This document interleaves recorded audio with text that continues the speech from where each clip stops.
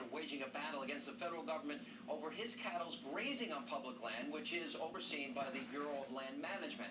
Now, this all started in 1993 when the government declared the land habitat for the federally protected desert tortoise.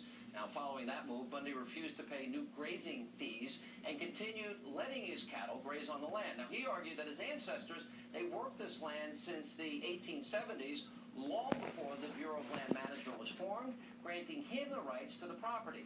Then in 1998, the Bureau of Land Management revoked Bundy's grazing permit. A federal judge issued an injunction ordering the cattle off Bundy's land, igniting more than a decade-long series of legal filings. Now, last year, the judge authorized the government to impound the cattle, and just this past weekend, that impoundment began. And as of Monday, authorities seized 134 cattle, many of which belong to Bundy. He's now threatening to wage a, quote, range war with federal officials and says he's not backing down. Joining me now to explain the situation for himself is the Nevada rancher, Cliven Bundy. Cliven, welcome to the show. Thanks for being with us, sir. Thank you, Sean. I'm happy you call this public land. You know, this is public land of we the people of Clark County, Nevada, and I'm glad you called it public land. Well, it is interesting. I mean, your cattle, this is public land. It's not being used. In my mind, and I'm not a rancher, but I would think the federal government might be thankful because you're cutting the lawn for free, and they're charging huge amounts of money, right, to let your cattle graze there with these fees?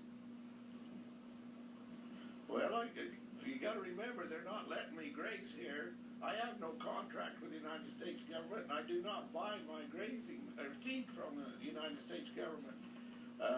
I graze on public land belonging to Clark County, Nevada. Right. Explain how the desert tortoise is their rationalization here.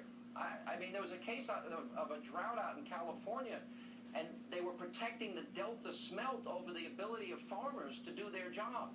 Explain how the desert tortoise got involved in this.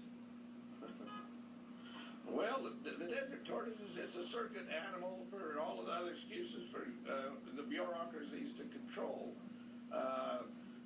The desert tortoise does use the same habitat, uses the same type of feed as livestock, so they could be intercounters there. In other words, if my cattle ate all the feed or the tortoise ate all the feed. But that's not the case here on this desert. It's impossible to use up the feed for the desert tortoise. All right, let's take a look at where we're talking about here. We got an 80-mile look here as we go to the Hannity big board.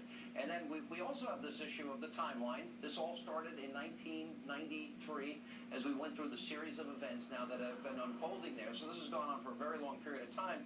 Now, the money that the federal government claims that Cliven owes them, look at this fee that they have. They're saying that you owe $1 million in grazing and trespass fees. Tell me if I'm wrong. This land is not being used by them, is it? No, let me explain the use of this land a little bit. This is a arid southwestern desert. There's a renewable resource out here that can only be harvested by livestock. And what I do is my livestock eats off the brush and the grass, harvests it, prunes it, and it uses that forage to make an edible commodity for we the people of the United States. Yeah. So when you get a piece of meat on your table, remember where it come from. Yeah. That's what we do. We turn this resource into a renewable usable commodity, good for man. Yeah, and by the way, when your cattle graze there, that keeps the price of meat down for every American consumer. Let's take a look. American land owned by our government, we're talking about 28% of U.S. landmass. That's up to 640 million acres the government owns here, which, by the way, why do they own all that land? Let me ask you one last question, Cliven. You talked about a range war with the federal government. There's a lot of people out there, now that they're taking your cattle, that are fearful that this is another Waco situation. Ruby Ridge has come up in some articles. What do you mean by range war? How far are you willing to take this? Well, you know, my cattle is only one issue. That the United States courts has ordered that the government can seize my cattle. But what they have done is they've seized Nevada statehood, Nevada law, the Clark County public lands access to their land, and they've seized access to all of the other rights of Clark County people. Now, like to go hunting and fishing, they've closed all those things down, and we're here to protest that action. And we're after freedom. We're after some liberty. How far are you willing to go? How far are you willing to take this?